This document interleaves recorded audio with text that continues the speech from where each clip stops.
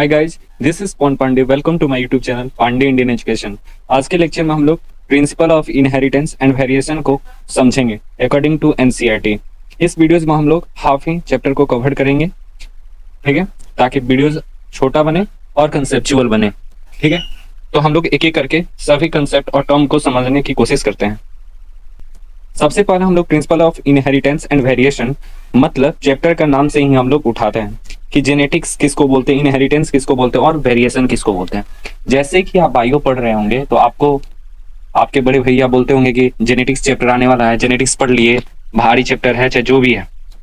होता क्या है, inheritance and variation of characters from parents to offspring जो होता है उसको हम लोग जेनेटिक्स कहते हैं। फिर इनहेरिटेंस किसको बोलते हैं और वेरिएशन किसको बोलते हैं। जैसे कि यहाँ पर हमको इनहेरिटेंस मिला डेफिनेशन में और वेरिएशन मिला, इसको समझते हैं कि अब इनहेरिटेंस किसको बोलते हैं। तो जो कैरेक्टर हमारे पेरेंट से प्रोजेनी में जाता है उसको हम लोग इनहेरिटेंस कहते हैं, बात खत्म। फिर हम लोग वेरिएशन बोलते हैं कि वेरिएशन होता है कहते हैं degree of which progeny differ from there parent, मतलब आप अपने पेरेंट्स से थोड़ा सा भिन्न होंगे तो उसी को हम लोग वेरिएशन बोलते हैं, ठीक है। फिर से हम लोग बात करते हैं मेंडल्स लॉ ऑफ इनहेरिटेंस को। तो मेंडल्स लॉ ऑफ इनहेरिटेंस को देने वाले हमारे साइंटिस्ट ग्रेगर मेंडल ही थे, जिनको फादर ऑफ जेनेटिक्स कहा जाता है। हाइब्रिडाइजेशन एक्सपेरिमेंट करते हैं वो गार्डन पी पे, ठीक है। उनके बहुत बारे में आप लोग पढ़े होंगे चैप्टर को, जब आप पूरा फुल वीडियोस देखे होंगे तो आपको बताया गया होगा या आपके टीचर बताए होंगे, जो कि एक खास नामक प्लांट पाइसम सेटाइवम पे किए थे। पाइसम सेटाइवम यहाँ पे कहने का मतलब ये है वो साइंटिफिक नेम है किसका, तो पी का है, ठीक है। गार्डन पी जो होते हैं उसी का नाम पाइसम सेटाइवम है। 7 इयर्स का ये एक्सपेरिमेंट होता है, 1856 से लेकर के 1863 तक करते हैं। Artificial pollination, cross pollination experiment करते हैं, क्रॉस पोलिनेशन भी करते हैं और आर्टिफिशियल पोलिनेशन को, ताकि यूज करें several experiment using several true breeding of P lines, ठीक है। ट्रू ब्रीडिंग लाइन होता है क्या, अब इसको समझिए। देख रहे हैं कि एक डेफिनेशन से एक शब्द जो मिल रहा है उस शब्द को हम लोग समझने की कोशिश कर रहे हैं। तो ट्रू ब्रीडिंग लाइन क्या होता है, तो अंडरगो कंटिन्यूअस सेल्फ पोलिनेशन, मतलब बार बार सेल्फ पोलिनेशन वो कराते रहे। अब आप sexual reproduction in flowering plant में पढ़ेंगे, सेल्फ पोलिनेशन कराने से क्या होता है कि वेरिएशन हमको देखने को नहीं मिलता है, ठीक है। तो so stable trait inheritance express for several generation, बार बार प्रत्येक जनरेशन में ऐसे करते रहे। इस 7 कैरेक्टर को मतलब he worked with 7 characters of garden pea. Garden pea मतलब पाइसम सेटाइवम के 7 कैरेक्टर्स पे काम करते हैं, ठीक है। अब 7 कैरेक्टर्स के 14 ट्रू ब्रीडिंग ट्रेट्स होते हैं, मतलब वेराइटी देखते हैं। जैसे कि हम लोग बात करेंगे हाइट का, तो हाइट में आपको क्या मिलेंगे, टॉल या ड्वार्फ मिलेंगे। अब आपके ही क्लास में अगर हम बोलेंगे कैसे कैसे बच्चे हैं, तो आप बोलेंगे कि कुछ बच्चा लंबा है, कुछ बच्चा एकदम नाटा है, सब कुछ बच्चा एकदम तेज है, कुछ बच्चा एकदम कमजोर है। वैसे ही वो पाइसम सेटाइवम पे 7 कैरेक्टर्स को लेते हैं और उसमें से 14 ट्रू ब्रीडिंग ट्रेट्स को निकालते हैं, ठीक है। सबसे पहले हाइट को निकालते हैं, फ्लावर ऑफ कलर को, फ्लावर पोजीशन को, पोर्ट शेप को, पोर्ट कलर को, सीड शेप को और सीड कलर को। यहाँ पर उनके कंट्रास्टिंग ट्रेट्स दिए हुए हैं, जैसे कि लंबे छोट, टॉल ड्वार्फ, कलर का, फूल का कलर के देखे तो violet and white. Flower position की जब बात करते थे एक्सियल और टर्मिनल, पोर्ट शेप का बात करते थे इन्फ्लेटेड कंस्ट्रिक्टेड, ठीक है। यहाँ पर रिंकल्ड जो है सीड शेप में बात किया गया, ठीक है, राउंड और रिंकल। फिर से हम लोग सीड कलर के जब बात करते थे येलो और ग्रीन होता है। यहाँ पर जब पोर्ट कलर और सीड कलर में हम लोग देखते हैं तो यहाँ पे देखिए कि दोनों में उल्टा हो चुका है, ठीक है। एक जगह में पोर्ट कलर में हमारा ग्रीन येलो है और सीड कलर में हमको येलो ग्रीन दिया हुआ है। इनहेरिटेंस ऑफ वन जीन, जब हम लोग एक जीन के इनहेरिटेंस का जब बात करते हैं तो उसको हम लोग बोलते हैं मोनो हाइब्रिड क्रॉस। क्या बोलते हैं, मोनो हाइब्रिड क्रॉस, ठीक है। Mendel's cross toll and dwarf plant, Mendel क्या कराते हैं, क्रॉस कराते हैं किसके किसके में, टॉल और ड्वार्फ में। मान चलिए कि टी है और हम यहाँ पे इसमें करा रहे हैं, ठीक है। तो जब इस दोनों के बीच में हम जब क्रॉस कराएंगे तो हमारा गैमेट जब बनेगा तो बनेगा हमारा टी और टी। जब हमारा टी और टी मतलब कैपिटल टी दिख गया, जिसमें भी हमारा कैपिटल साइन दिख गया, तो यानी कि वो डोमिनेंट है, ठीक है। तो टी में जब क्रॉस कराते हैं तो हमको डोमिनेंट कैरेक्टर मिलता है, ठीक है। तो all F1 are tall and non dwarf. जैसे कि हमने क्रॉस कराया, इनहेरिटेंस ऑफ वन जीन था, मोनोहाइब्रिड क्रॉस ही था, मतलब एक कैरेक्टर्स को हम लेकर के क्रॉस कराए। तो उसमें आप देखिए कि जो F1 जनरेशन था, मतलब कि F1 फीलियल में देखें तो उसमें हमको सिर्फ टॉल ही मिला, ड्वार्फ हमको देखने को नहीं मिला। तो वही लिखा है collected seeds and generate plant F1 को हम लोग फीलियल 1 प्रोजेनी बोलेंगे। All F1 are tall non dwarf, मतलब F1 में हमको सभी टॉल मिलते हैं, कोई ड्वार्फ नहीं मिलता है। सिमिलर ऑब्जर्वेशन करते हैं दूसरे ट्रेड के भी, तो सेम उसी तरह होता है कि F1 में हमको सिर्फ डोमिनेंट ही मिलता है। F1 resembles one parent and no trait of other parent. Self pollination जब कराते हैं F1 में, तो F1 का जब सेल्फ पोलिनेशन कराते हैं F2 जनरेशन के लिए, तो उसमें हमको 1:4 और टॉल के लिए हमको 3:4 मिलता है। जैसे कि हम लोग F1 में जब कराए तो हमको क्या क्या मिला था, उसको फिर से एक बार रिकैप करते हैं, ठीक है। जैसे कि हम लोग F1 जब F1 कराए तो F1 कराने पे हमको मिला T और T। अब इसी का जब हम लोग क्रॉस कराते हैं T हम लोग आगे के स्लाइड में यहाँ पर समझेंगे सभी, ठीक है। फिर से एक बार समझते हैं, T के जब क्रॉस कराएंगे तो ए वाला का जब हमारे इसे क्रॉस होगा तो T कैपिटल T, जब एक कैपिटल T मिल गया तो ये प्योर डोमिनेंट है। फिर से हम इस T के साथ में कराएंगे तो T और स्मॉल t बनेगा, और इसके साथ में कराएंगे स्मॉल t बनेगा। तो जब स्मॉल t बना तो ये प्योर रिसेसिव हुआ, ठीक है। तो हमको अब बोला जाए कि F2 जनरेशन में हमको क्या क्या मिल रहा है, तो F2 जनरेशन में हमको ड्वार्फ का 1:4 मिल रहा है, मतलब 4 में 1, और टॉल हमको 3 मिल रहा है, ठीक है। अब वही लिखा है no blending either tall and dwarf, no height in between, कोई भी बीच का हाइट का नहीं था, मतलब या तो टॉल या तो ड्वार्फ था। Mendel propose something was being stably passed down unchanged from parent to offspring, जो हमको चेंजेस देखने को मिलता है पेरेंट्स ऑफस्प्रिंग में, तो उसको जो मेंडल थे वो फैक्टर कह दिए। Now called as gene unit of inheritance, जो आज के समय में हम लोग जीन बोलते हैं, जो कि इनहेरिटेंस का सबसे छोटा इकाई है। Gene code for a pair of contrasting trait known as allele, जो जीन कोड है उसका कंट्रास्टिंग ट्रेट को अगर बात करते हैं तो उसको हम लोग एलील बोलते हैं, समझेंगे। ये हमारा टॉल है और ये ड्वार्फ है। जब हम इसका क्रॉस कराए तो टीटी बना, यानी कि हमारा टीटी बना। अब ये टीटी जो है हमारा हेट्रोजाइगस लेकिन डोमिनेंट ही है, ठीक है। तो अब इसका जब हम लोग क्रॉस कराते हैं तो क्रॉस कराने के बाद में देखें टी तो हमको ये वाला मिला। तो फेनोटाइपिक रेशियो का जब बात करते हैं 3:1, मतलब 3 लंबे और 1 छोटा मिला। जीनोटाइप का बात करेंगे तो 1:2:1, मतलब कि एक कैरेक्टर को देखें तो एक टी होमोजाइगस है, और 2 मतलब एटी और एटी 2 हो गए, और एक मतलब जो दिखेगा आपको जीनोटाइप बोलना है, और फेनोटाइपिक जो ना दिखेगा उसको बोलना है। तो ड्वार्फ हमारे टी है, जिसमें हमको एक भी कैपिटल लेटर नहीं दिखेगा वो हमारा ड्वार्फ होगा। यहाँ पर T4 टॉल है और स्मॉल t4 ड्वार्फ ट्रेट है। T एंड T जब प्रेजेंट होंगे तो प्रेजेंट टुगेदर तो फेनोटाइप टॉल बोलेंगे, ठीक है। और T का मतलब होता है डोमिनेंट, और T स्मॉल अगर होगा तो उसको बोलेंगे रिसेसिव। लेकिन अगर दोनों हमारा अगर कैपिटल है या दोनों हमारा स्मॉल है तो उसको हम लोग होमोजाइगस बोलेंगे, और जब एक कैपिटल और एक स्मॉल होगा तो उसको हम लोग हेट्रोजाइगस बोलेंगे। टी के क्रॉस कराते हैं टी के साथ में तो हमको मिलता है टी, मतलब सिर्फ कैपिटल मतलब सिर्फ टॉल मिलते हैं हमको। लेकिन फिर से हम इसका क्रॉस कराते हैं टी का, जब स्मॉल टी के साथ में क्रॉस कराते हैं, मतलब कि हेट्रोजाइगस टॉल के साथ में प्योर रिसेसिव के साथ में जब हम लोग क्रॉस कराते हैं तो हमको से मिलते हैं। If all tall progenies in test cross the tallness is coming from TT, and if both tall and dwarf progenies the tallness is coming from TT, ठीक है। तो हम बोलेंगे कि अगर एक कैपिटल लेटर भी अगर हमको मिल जाता है तो उसको हम लोग को क्या बोलना है, टॉल बोलना है। लॉ ऑफ इनहेरिटेंस समझते हैं। लॉ ऑफ डोमिनेंस, सबसे पहले लॉ ऑफ डोमिनेंस क्या होता है, characters are controlled by discrete unit, जिसको हम लोग बोलते हैं फैक्टर्स, ठीक है, जिसको हम लोग बोलते हैं फैक्टर्स। फिर से फैक्टर्स अकर इन पेयर, जो फैक्टर्स होते हैं हमेशा पेयर में होते हैं।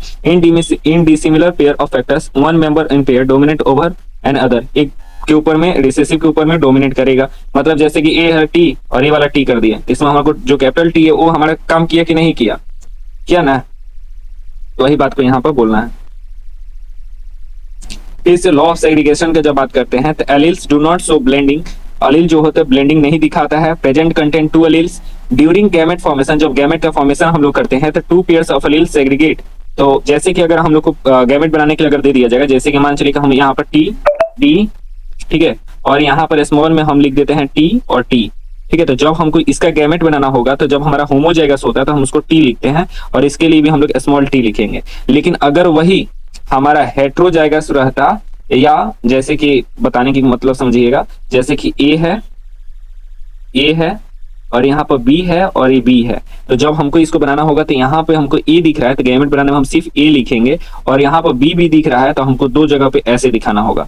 मतलब गैमेट जब बनेंगे तो हमको ऐसे दिखाना होगा, ये एक ए और एक बी बनेगा और एक ए और एक स्मॉल बी बनेगा, ठीक है। तो हमको गैमेट बनाने में जब हेट्रोजाइगस होगा तो 2 बनाना होगा, और होमोजाइगस होगा तो सिर्फ हम एक लेटर को लिख देंगे तो हमारा बन जाएगा। तो गैमेट के लिए हम लोग बोर्ड पे अच्छे से शॉर्ट्स के रूप में समझेंगे। तो अगर आप चैनल को सब्सक्राइब नहीं किए हैं तो चैनल को सब्सक्राइब कर दीजिएगा, ताकि जो भी वीडियो जाए तो आपको सही समय पर मिल जाए और आप देख लें उसको।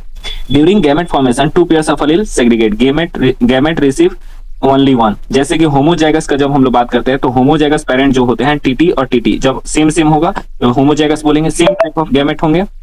हेट्रोजाइगस में हम बात करते हैं तो 2 टाइप ऑफ गैमेट बनेंगे, ठीक है, जैसे कि हमने बात किया। इनकम्प्लीट डोमिनेंस किसको बोलते हैं, in this neither of the 2 alleles are completely dominant, इसमें कोई भी एलील हमको डोमिनेंट दिखते हुए नजर नहीं आएगा। जैसे कि आर रेड है और स्मॉल आर व्हाइट है, जब इन दोनों का जब हम लोग क्रॉस कराते हैं तो आर और आर बनता है तो हमारा बन जाता है पिंक, अब इसका जब हम लोग F2 जनरेशन में जब करते हैं तो F2 में जब करा रहे हैं तो एक RR बना, एक RR, एक RR, मतलब तीन ये जो है ये डोमिनेंट है, लेकिन ये वाला जो है डोमिनेंट प्योर है और ये वाला प्योर रिसेसिव है, तो वही यहाँ पर दिखाया गया है।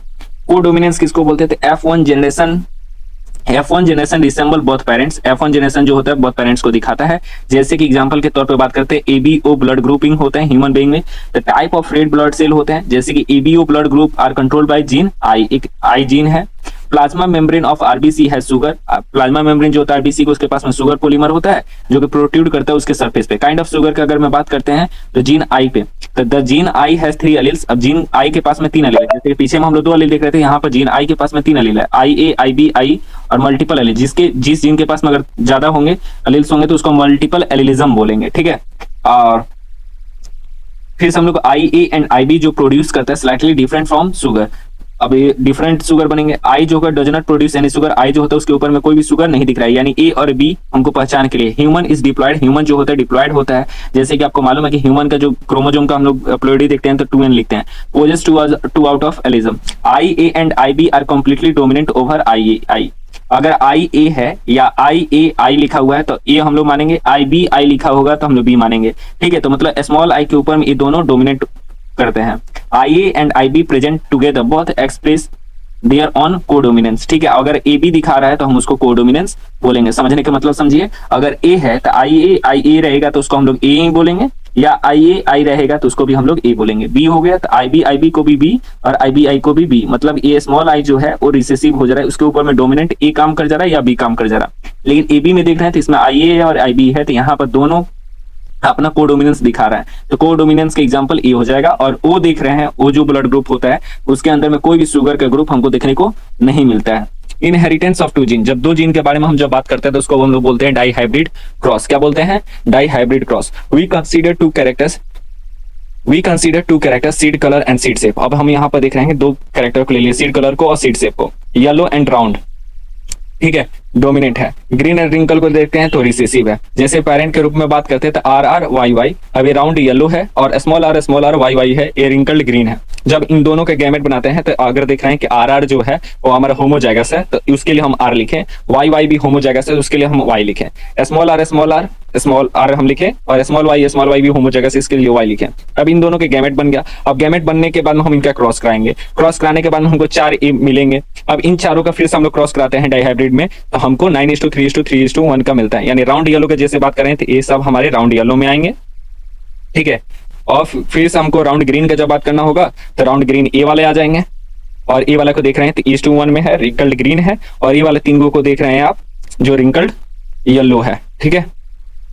लॉ ऑफ इंडिपेंडेंट असॉर्टमेंट, जो कि अपना इंडिपेंडेंट असॉर्टमेंट दिखाएगा उसको हम लोग इंडिपेंडेंट असॉर्टमेंट में बोलते हैं। It state that when 2 pairs of traits are combined in a hybrid, 1 pair of character segregate independent of the other pair of character. जब सेग्रीगेट करने के बाद में अपना इंडिपेंडेंट पेयर को अगर दिखाता है तो उसको हम लोग लॉ ऑफ इंडिपेंडेंट असॉर्टमेंट बोलते हैं। जैसे कि डाई हाइब्रिड ही क्रॉस का जब बात कर रहे हैं तो डाई हाइब्रिड क्रॉस में हमको कैरेक्टर लिए राउंड और येलो को, राउंड और येलो का रिंकल्ड ग्रीन के साथ में जब क्रॉस कराते हैं तो हमारा गैमेट बनता है RY और RY, मतलब कि राउंड येलो और रिंकल्ड ग्रीन बनते हैं। अब इसका जब हम लोग F1 जनरेशन में जब गैमेट बनाने के बाद में क्रॉस कराते हैं तो RR YY बनते हैं, यानी राउंड येलो बनता है। फिर से हम उसके गैमेट्स बनाते हैं तो RY बनता है, यानी कि ये जो है राउंड येलो है, ये हमारा राउंड ग्रीन है। ये देख रहे हैं डिफर करके 25% का टोटल गैमेट बन रहा है, मतलब कोई किसी के ऊपर में डोमिनेट नहीं कर रहा है, इसलिए इसको इंडिपेंडेंट असॉर्टमेंट बोलेंगे। रीडिस्कवरी ऑफ मेंडल्स वर्क, जैसे कि मेंडल जो अपना काम दिए थे वो काम देने के बाद उनका फिर से रीडिस्कवरी किया गया, ठीक है। इसके पीछे में कहानी है, वो कहानी को हम यहाँ पर डिस्कस नहीं करने वाले हैं, जब लंबी वीडियोस बनेंगे उसमें हम आपको बता देंगे, तो चैनल को सब्सक्राइब करिए। Mendel theory was remained unrecognised till 1900, जैसे कि 1856 से 1863 तक मेंडल अपना लॉ को देते हैं। 1900 तक उनके रूल को, उनके नियम को कोई समझता नहीं है। क्या भाई? तो लैक ऑफ कम्युनिकेशन, उस समय में कम्युनिकेशन का कोई भी प्रसारण नहीं था। जैसे कि आज के समय में आप फोन करके बातें कर सकते हैं, रील पे अपनी बातों को रख सकते हैं। जैसे कि हमको नॉलेज है या कोई भी चीज अगर हमको ज्ञान प्राप्त हो गया तो हम तुरंत सोशल मीडिया पर डाल दे रहे हैं, जिससे हम फेमस हो जा रहे हैं। उसी तरह मेंडल के समय में कम्युनिकेशन का लैक ऑफ था, जिसकी वजह से वो फेमस नहीं हुए। His concepts of gene stable discrete unit alleles do not blend, it was not accepted contemporaries as explanation of continuous variation in nature. Using का जब बात करते हैं तो दूसरा बात कि मेंडल जो थे तो अपने कंसेप्ट में बायो को समझाने के लिए मैथमेटिक्स के यूज कर लिए थे। He could not provide any physical proof of for existence of factors, factors का कोई फिजिकल एग्जिस्टेंस ही नहीं बताए थे। फिर 1900 में यानी 1900 में 19th सेंचुरी में 3 साइंटिस्ट आते हैं, डीवेरिस, कॉरेंस, एंटिसवर्क, जो डिस्कवर्ड करते हैं मेंडल्स के कामों को। Chromosomal theory of inheritance, Walter Sutton and Theodor Boveri 1902 में यानी 1902 में the behaviour of chromosome was parallel to the behaviour, बताते हैं कि जो क्रोमोजोम का बिहेवियर है वो पैरेलल होता है किसका, बिहेवियर ऑफ जीन का। And used the chromosomal moment to the explain Mendel's law, Mendel's के लॉ को मतलब प्रूफ करने के लिए उसके यूज करते हैं। In diploid cell chromosome occur in homozygous pair, diploid cell में जैसे कि क्रोमोजोम जो है होमोजाइगस पेयर में होगा, gene also occur in allelic pair. The two alleles of gene pair are located on homozygous, जो दो अलील को हम लोग देखते हैं तो homozygous होगा, ठीक है। Pairing of separation of pair of chromosome would lead to segregation of pairs of factor. Knowledge of chromosomal secretion with Mendelian principle is called chromosomal theory of inheritance. जब हम क्रोमोजोमल सेग्रीगेशन का बात Mendelian के principal पे बात करते हैं तो उसी को हम लोग बोलते हैं chromosomal theory of inheritance. Experimental verification के जब हम लोग बात करते हैं तो experimental verification of chromosomal theory of inheritance, Thomas Hunt Morgan and his colleagues, मतलब थॉमस हंट मॉर्गन थे और उनके कॉलेज मेट जो थे ड्रोसोफिलिया मेलांगस्टर पे मतलब फ्रूट फ्लाइज पे काम करते हैं। They could be grown on simple synthetic medium in laboratory. They complete their life cycle in 2 weeks. अब वो बातें करते हैं कि 2 सप्ताह में ही इनका क्या हो जाता है, लाइफ साइकिल फुलफिल हो जाता है। A single mating produce a large number of progeny flies. अगर उनका मीटिंग कराते हैं तो एक सिंगल मीटिंग ही प्रोड्यूस करता है large number of progeny flies. This was clear differentiation of the sexes, the male and female flies are easily distinguishable. अब यहाँ पर वो बोलते हैं कि आसानी से हम लोग डिफरेंशिएट कर सकते हैं मेल और फीमेल के फ्लाइजों के बीच में। Heredity variation that can be seen with low power of microscope, और हेरिडिटी वेरिएशन देखते हैं, देखे जा सकते हैं किसके, तो लो पावर ऑफ माइक्रोस्कोप से। Linkage recombination, Morgan carried out several dihybrid cross in Drosophila to study gene that was 6-linked. The cross were dissimilar to the dihybrid cross carried out by Mendelian in T. Morgan hybridized करते हैं yellow bodied को white आइड female के साथ में, brown bodied रहता है red eyed mail को, और इंटर क्रॉस कराते हैं F1 प्रोजेनी में। He observed 2 जीन्स, वो 2 जीन को ऑब्जर्व करते हैं। Did not segregate independently, वो सेग्रीगेट नहीं होते हैं आजादी से, मतलब independent of each other. And F2 ratio को जब कराते हैं तो 9:3:3:1 को मिलता है। Genes were located X chromosome. 2 gene in dihybrid cross were situated on the same chromosome. Parental gene combination को देखते हैं तो higher than non parental type, जो पैरेंटल जीन का कॉम्बिनेशन था वो नॉन पैरेंटल जीन से ज्यादा था। ऑल्फर्ड सटरवर्ड जो आता है, frequency of recombination between gene pair on same chromosome as a measure of the distance between genes, mark their position on chromosome, जिसको हम लोग जेनेटिक मैप बोलते हैं, used in human genome sequencing, जिसको हम लोग ह्यूमन जीनोम सीक्वेंसिंग में प्रयोग करते हैं। फिर हम लोग बात करते हैं पॉलीजेनिक इनहेरिटेंस। पॉलीजेनिक इनहेरिटेंस किसको बोलते हैं? Inheritance of characters in which one character is controlled by many genes. Inheritance of characters, जो कैरेक्टर्स है अगर कंट्रोल किया जाता है बहुत सारे जीन से, and intensity of characters depend upon the number of dominant allelism, the gene are called polygenic genes। तो polygenic gene क्या होता है समझ गए? जैसे कि ह्यूमन के स्किन कलर का जब बात करते हैं तो 3 जीन है, जैसे कि AA, BB, CC। अब इसमें डार्क स्किन कलर है। रिसेसिव में जब बात करते हैं तो लाइटेस्ट स्किन कलर है। अब इनका जब हम लोग क्रॉस कराते हैं तो इंटरमीडिएट स्किन कलर भी दिख गया, यानी AA, BB, CC यानी हेट्रोजाइगस वाले। Each type of alleles in genotype would determine darkness or lightness of skin is individual। फिर से हम लोग बात करते हैं प्लियोट्रॉपी का। प्लियोट्रॉपी किसको बोलेंगे? It is a condition in which single gene control more than one phenotypic expression. अगर एक सिंगल सा जीन जो है कंट्रोल करेगा बहुत सारे फेनोटाइपिक एक्सप्रेशन को, उसको हम लोग प्लियोट्रॉपी बोलेंगे। तो पॉलीजेनेटिक मतलब पॉलीजेनी मतलब समझ रहे हैं कि बहुत सारे जब जीन का होगा तो पॉलीजेनी, और उधर में हम लोग पढ़े थे मल्टीपल एलिज्म, जब 3 एलील होगा तो मल्टीपल एलिज्म बोलेंगे। Such gene is called pleiotropic gene. जैसे कि बीमारी का नाम हम लोग बात करते हैं फिनाइल केटोनरिया, जो कि ऑटोजोमल रिसेसिव डिसऑर्डर है, कॉज्ड बाय म्यूटेशन इन, जब जीन के अंदर में म्यूटेशन होता है तब होता है। That code for the enzyme phenylalanine hydroxylase.